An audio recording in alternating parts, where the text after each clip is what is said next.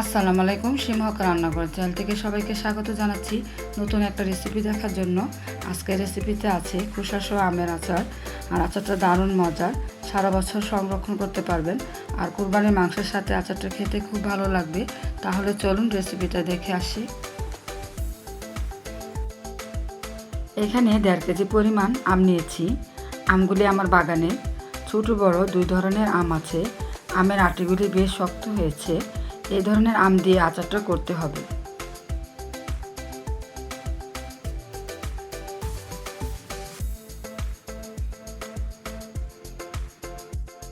আমগুলিকে ভালো করে ধুয়ে 4 টুকরা করে কেটে নিয়েছি। আর আমগুলির কিন্তু খোসা সহ আচারটা করে নেব। আমগুলিকে এখন লবণ পানির মধ্যে 4-5 ঘন্টার মতো ভিজিয়ে রাখবো। এতে করে আমের মধ্যে যে কষ্টটুকু আছে তা পানির সাথে বের হয়ে যাবে।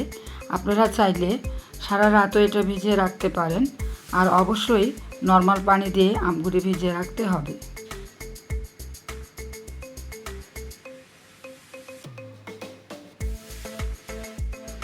আমগুলি পানি থেকে তুলে নিয়ে তারপর ভালো করে ছেঁকে নিয়েছি এবং ফ্যানের বাতাসে আমগুলিকে শুকিয়ে নিয়েছি।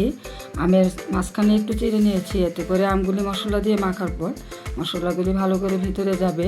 আমগুলি অবশ্যই ভালো করে শুকিয়ে নিতে হবে, রান্নার সময় যেন কোনো পানি না থাকে।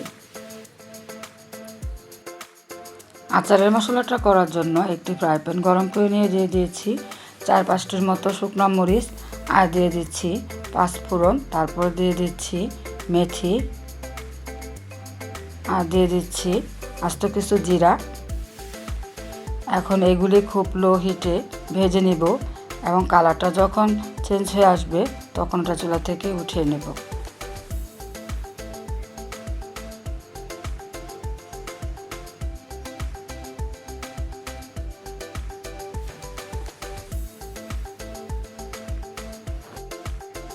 এখন একটি ফ্রাই প্যান বসিয়ে 1 কাপ পরিমাণ সরিষার তেল দিয়ে দিচ্ছি। তেলটা গরম হয়ে গেলে এর মধ্যে দিয়ে দিচ্ছি আস্ত কিছু রসুনের কোয়া, আর দিয়ে দিচ্ছি কিছু 5 ফোড়ন।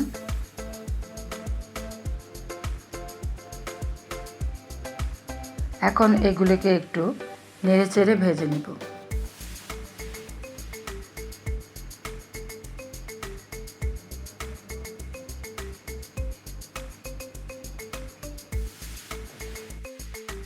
ভেজে নেওয়ার পর এখন দিয়ে দিচ্ছি 1 টেবিল চামচ আদা রসুন পেস্ট। এগুলিকে ভালো করে ভেজে নিব যাতে মশলার মধ্যে কাঁচা গন্ধটা না থাকে। আর এই পর্যায়ে চুলার আঁচটা থাকবে খুবই লোতে। আর এখন দিয়ে দিচ্ছি আমের টুকরোগুলি।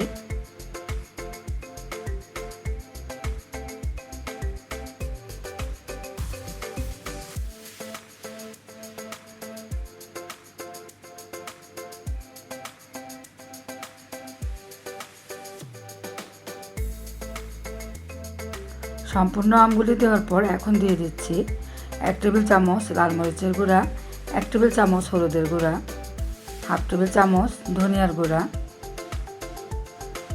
আর দিয়ে দিচ্ছি সরিষা বাটা।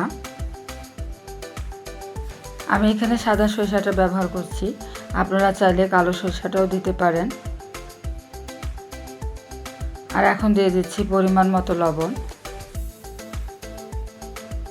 সব কিছু এখন একসাথে ভালো করে নেড়ে ছেড়ে মিশিয়ে নিব। আর এই পর্যায়ে চুলার আঁচটা থাকবে মিডিয়ামে। আমটা খুব ভালো করে নেড়ে চেড়ে মশলার মধ্যে ভেজে নিব। আর কিছুক্ষণ জাল করার পর আমের পরিমাণটা কিন্তু অনেকটাই কমে যাবে।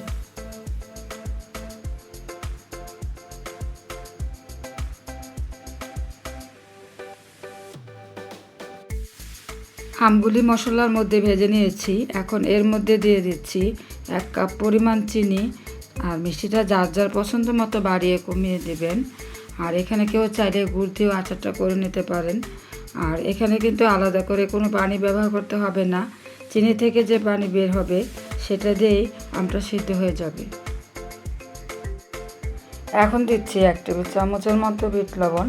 এটা দেওয়াতে আচারের টেস্টটা ভালো আসবে। আর দিচ্ছি ভেজে রাখা 5 ফোড়ন, আর দিয়ে দিচ্ছি 1 টেবিল চামচের মতো চিলি ফ্লেক্স।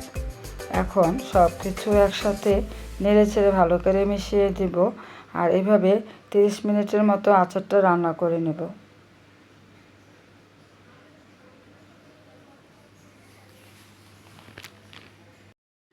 30 মিনিট ধরে আমি আমটাকে রান্না করে নিয়েছি। এগুলির কালারটা কিন্তু একদম চেঞ্জ হয়ে গেছে আর তেলগুলো উপরে ভেসে উঠেছে। চিলি ফ্লেক্স দেওয়াতে খুব সুন্দর একটা কালার চলে এসেছে। এই পর্যায়ে আমগুলি বেশি নাড়াচাড়া করা যাবে না, এতে করে এগুলি ভেঙে যেতে পারে।